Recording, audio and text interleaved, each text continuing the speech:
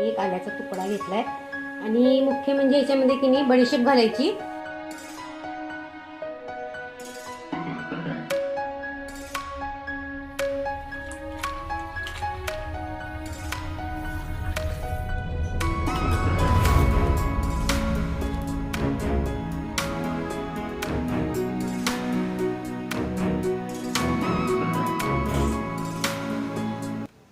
Hello everyone, नमस्कार.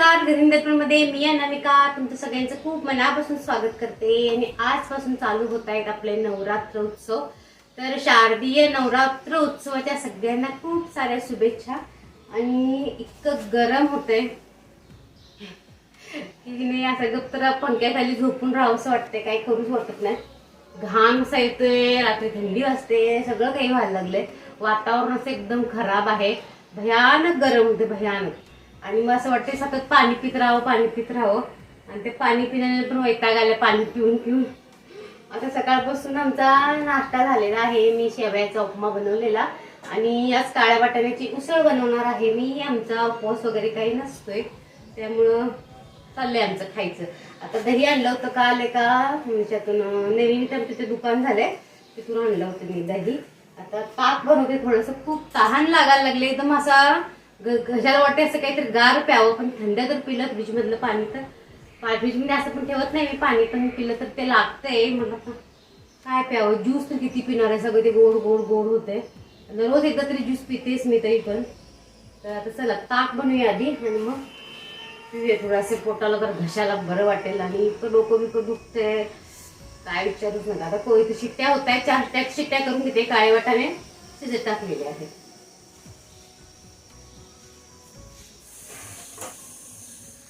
तर फक्त काळं मीठ घालून करणार आहे मी ताक.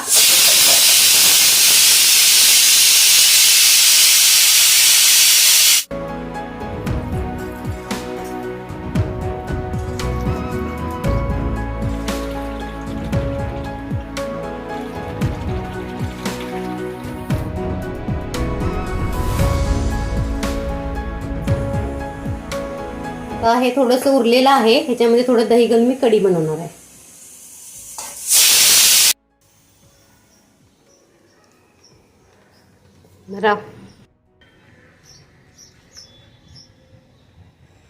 पण दही एवढं काय भारी नाही आहे, भारी आहे म्हणून घेतलं मी, पण जर आंबट आहे ना.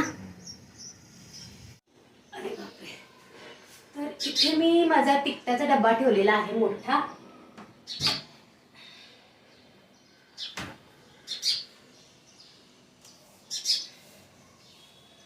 त्याच्यात तिखट आहे वर्षभराचं. काढते तर ही बरणी थोडं घासात काढते नेहमी, त्याच्यातलं पण संपलेलं मी घासून थोडी आता मी पुन्हामध्ये वाळवून ठेवले. झाकण जरा लूज आहे या डब्याचं म्हणून पेपर लावलाय, घट्ट बसतं असं झाकण. बघा एवढा डब्बा भरून तिखट आहे. मागच्या वर्षी मी घरीच बनवलेलं तिखट, त्याचा कोल्हापुरी मसाला.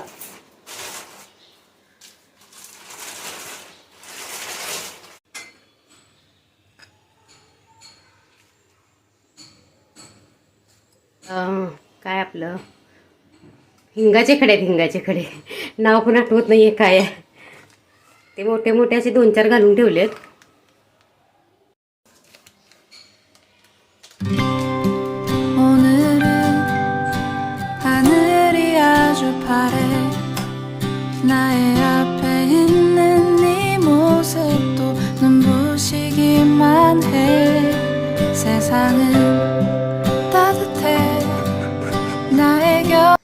हित्ता आहे माझी रेग्युलरची बरणी,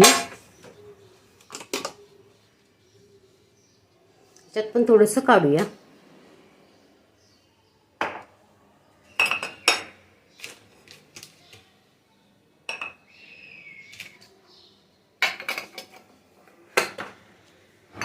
तर हे आहे काळं मीठ आणि मी ह्या काचेच्या बरणीमध्ये ठेवलं होतं. पण याचं झाकण की नाही प्लॅस्टिकचं नव्हतं, त्यामुळे बघायला गंज लागला.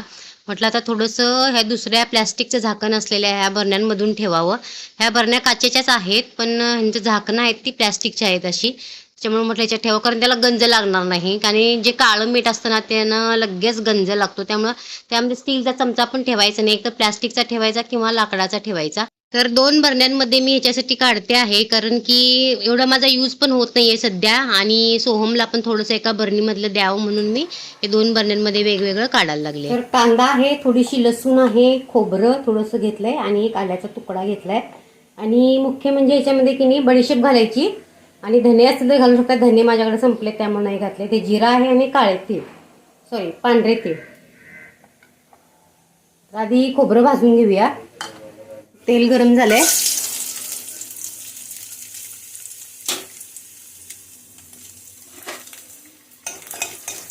खोबरं थोडं भाजून घेते आणि मग कांदा, टोमॅटो पण घेऊ शकता एखादा, मी पण घेईल एखादा टोमॅटो.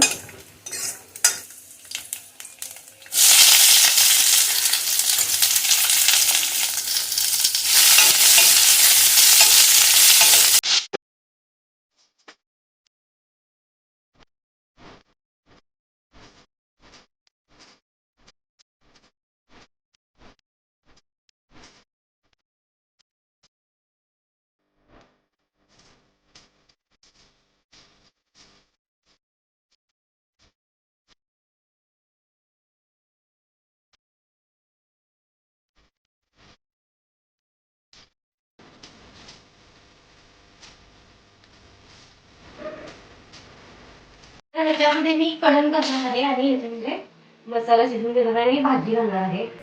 तर आधी जिरं मोहरी टाकते. दोन्हीकडे करूया आणि इकडे पण मोहरी टाकून घेते.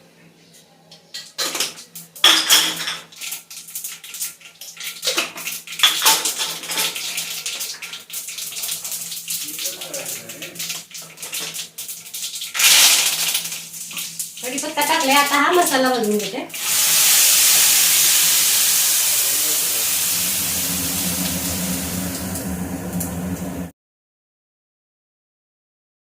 तर एका बाजूला मी कढण पण करायला घेतलेला आहे. तर मी फोडणीमध्ये जिरं मोहरी हिंग सगळं घातलेलं आहे, तुम्ही बघितलेस. आणि फोडणीमध्ये थोडासा कडण्याच्या लसूण घालायचा आणि मग जे आपण काळ्या वाटाण्याचं जे पाणी असते उकळलेलं ते त्याच्यामध्ये घालून त्याचं कढण बनवणार आहोत. तर ह्या मसाल्यामध्ये मी थोडंसं आमचं कोल्हापुरी लाल तिखट, थोडासा गरम मसाला आणि थोडीशी हळद असं घालून हे व्यवस्थित मसाला शिजवून घेतलेला आहे तेल सुटेपर्यंत. आणि ह्याच मसाल्यातील थोडासा मसाला मी या कढणामध्ये पण घालणार आहे. आणि कढण खूप छान लागतं. आणि काळ्या वाटाण्याची भाजी आहे ना, हा कोकणातला आमच्या इकडचा पारंपरिक पदार्थ आहे किंवा पारंपरिक रेसिपी आहे ही. आणि थोडीशी याच्यामध्ये आमसूल घालतात आमच्याकडं कढणामध्ये पण आणि भाजीमध्ये पण थोडंसं आमसूल घालतात. काही ठिकाणी चिंच घालतात, आमसूल नसेल तर तुम्ही चिंच पण घालू शकताय. पण थोडंसं काहीतरी आंबट घालायचं, त्याच्यामुळे की वेगळी टेस्ट येते आणि छान लागते. तर तुम्ही इकडे बघू शकता, हे आहे कढण आणि हे काळ्या वाटाण्याची भाजी. आमचे दादा की नाही खूप छान बनवतात. तर लग्नाच्या पंक्तीमध्ये केली जाणारी काळ्या वाटाण्याची उसळ आहे ही. तर मैत्रिणींना सांगायचं म्हणजे एवढं गरम होते बघा, घाम. काहीच किचनमध्ये तर काय काम करू वाटत नाही. सतत मला असं चक्कर आल्यासारखं होते किचनमध्ये उभं राहिले तर. असली गरमी आहे नाही, खरोखर सांगते. ऑक्टोबर हीट म्हणतात ना, तो खरा ह्या वर्षी जाणवतोय. भयानक गरम होते आणि काहीच करायची इच्छा होत नाही आहे. नुसतं पाणी पित राहावं, पाणी पित राहावं असं वाटायला लागलं. तुम्हाला पण कुणाला होतंय का असं, का फक्त मलाच वालंय? नक्की कमेंट करा बरं का. आणि काय आज म्हटलं थोडंसं वाटाण्याची एवढी छान भाजी केली तर पुऱ्या कराव्या. थोड्याशा पुरीचं पीठ मळलं आता आणि एक 4-4 पुऱ्या करते दोघांसाठी आणि मग जेवतो. बाई किती 2-2 वेळा दिवसातून आंघोळ करायला लागले, अशी गरमी आहे ही भयानक.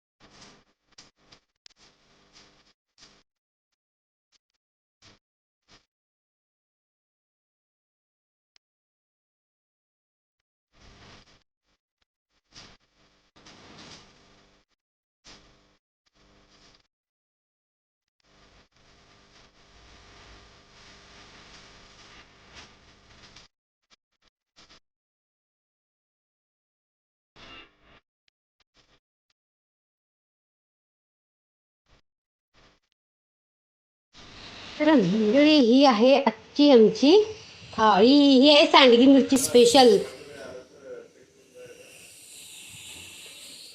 ती पण तळली मी. चला आता जीवया या सगळे जेवायला.